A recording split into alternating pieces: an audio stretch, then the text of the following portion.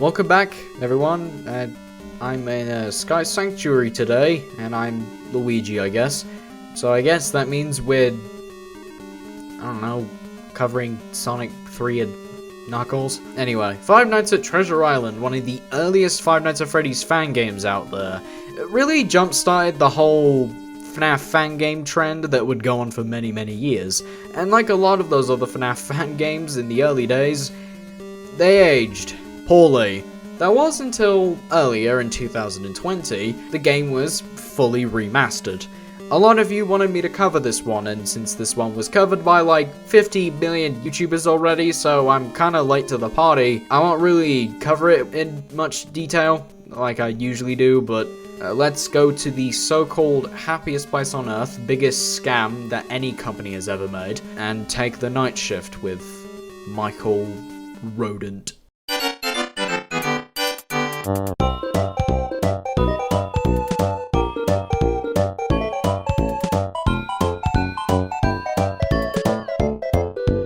So yeah, this entire game is based off of a creepypasta called Abandoned by Disney, which tells me that I should not take this game seriously in the slightest, since it was, you know, based off of a creepypasta. I will eat your heart. Anyway, our classic Five Nights at Freddy's style gameplay are ensue here, like office cameras and of course our antagonists, like Mickey Mouse but with a photo filter. Yeah, that's totally horrifying. By the way, in the original creepypasta, negative Mickey's blood, I think, is colored yellow, so that technically means he's made of piss. So it's just a Mickey Mouse branded piss jar, like, you know, the sniper from TF2. So to deal with a good majority of the characters, if I'm being honest, you need to turn off one of your cameras, which will make him go away, which, by the way, is the exact same in the 2014 original version of this game. Night 2 introduces Oswald and Donald. Oswald is pretty much the same as Mickey, just he's a little harder to see on the cameras, and obviously once he enters the office, just turn off the camera to lure him away. Donald doesn't really do anything. He basically just enters the room and just goes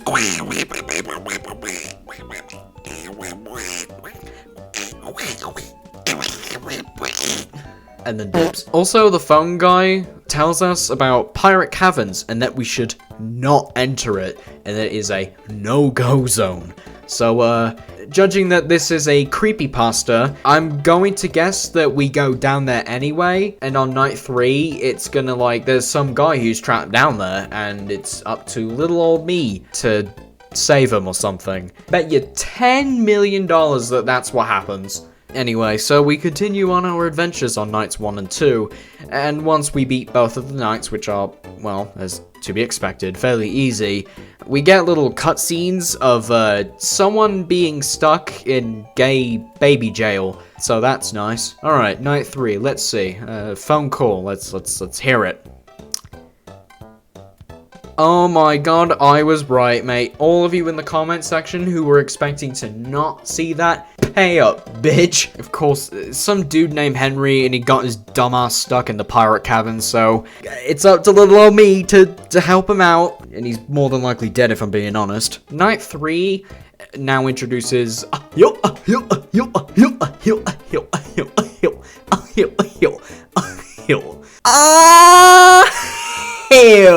Goofy into the mix, and is dealt with by simply standing still. Minnie Mouse also joins in, and like most of the characters, you just need to turn off a camera to get rid of her. So instead of having a cutscene at the end of night 3, we now play point and click and head into the Pirate Caverns area, which is honestly pretty cool. It's some of the new stuff added within this remaster of the game.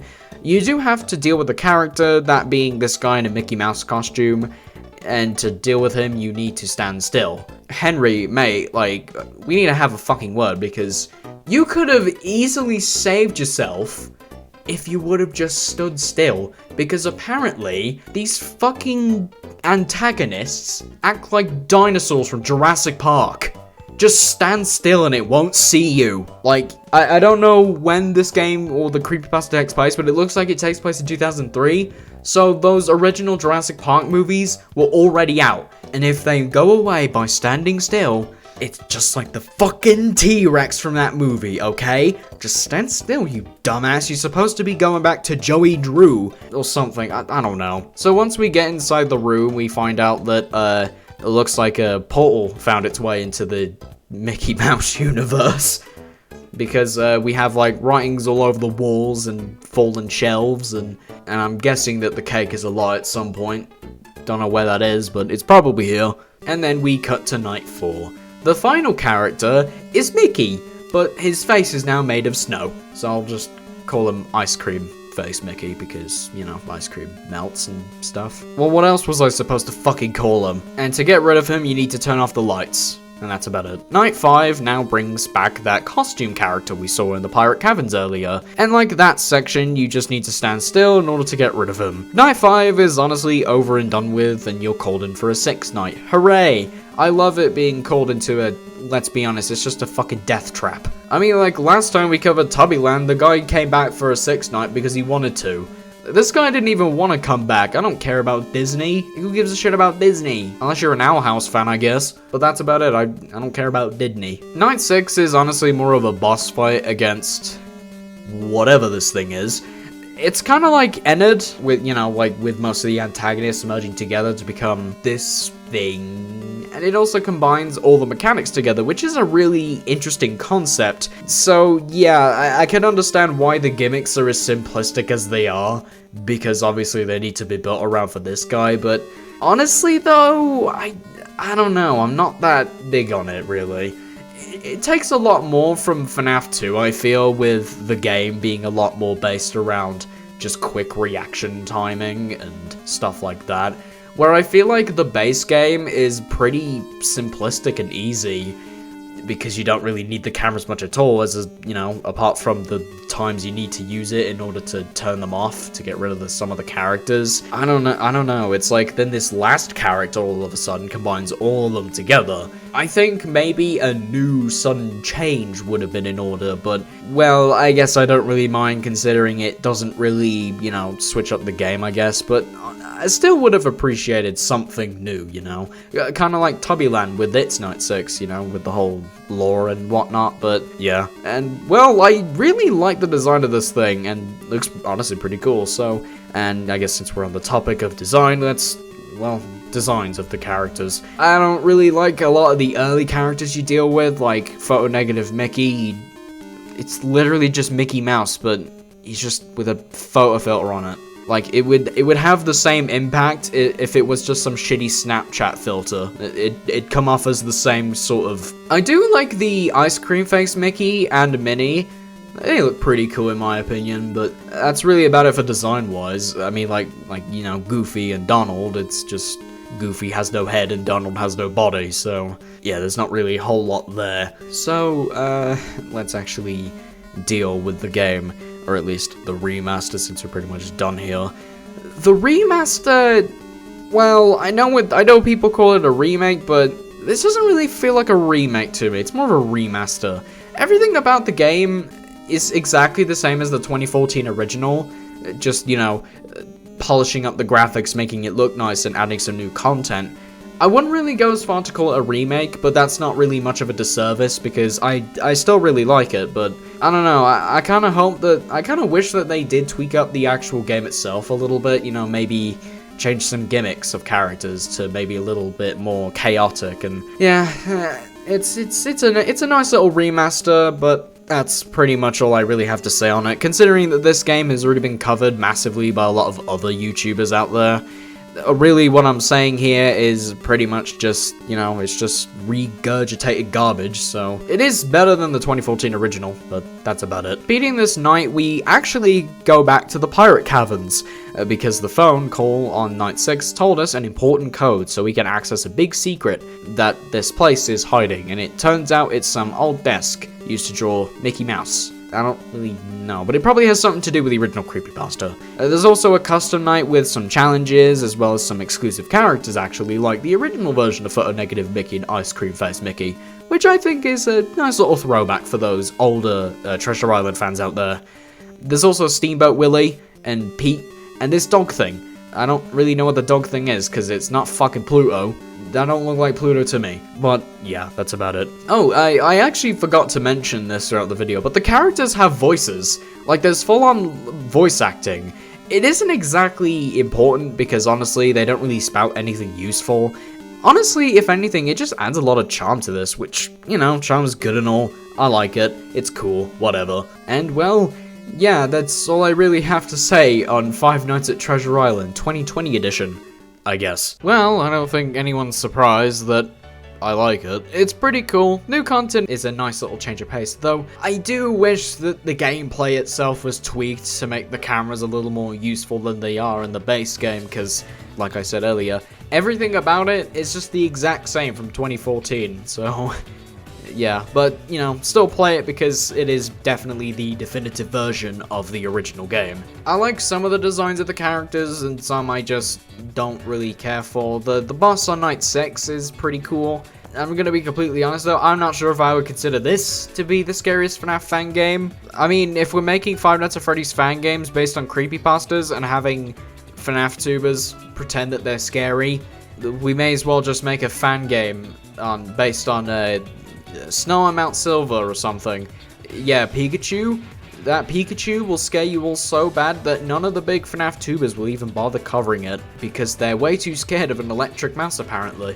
Like, not even Theft King will be able to make some shitty clickbait content about it, which I guess honestly is more of an achievement in itself if anything. All jokes aside, except the Theft King one, that is all the time we have for today. Look, I apologize for pulling a fast one, but, like, everyone whined about Tubbyland, and it was about to start a gang war. I'm not even joking. Like, someone in the comments even called you lot Tubby-toids.